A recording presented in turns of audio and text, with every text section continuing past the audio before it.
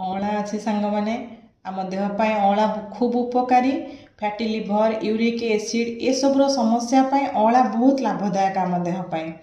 ଏବେ ଶୀତ ଦିନ ଅଛି, ପ୍ରଚୁର ପରିମାଣରେ ଅଁଳା ମିଳୁଛି। ଅଁଳା କିଣି ବଜାରରୁ ଆମେ ତାହାକୁ କିଛି ନାହିଁ, ପୁରା ଇଜି ପ୍ରୋସେସ୍। ଧୋଇକି ପୋଛି ନେବେ ବା ପାଣି ଝଡ଼ିଗଲେ ତାହାକୁ ଛୋଟ ଛୋଟ ଖଣ୍ଡ କରି କାଟି ନେବେ, ଛୁରୀରେ ହେଉ ବା ପନିକିରେ ହେଉ।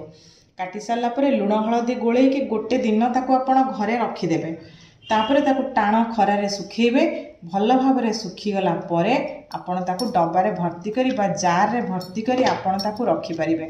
ଦେଖନ୍ତୁ ମୁଁ ମଧ୍ୟ ଶୁଖେଇକି ରଖିଛି।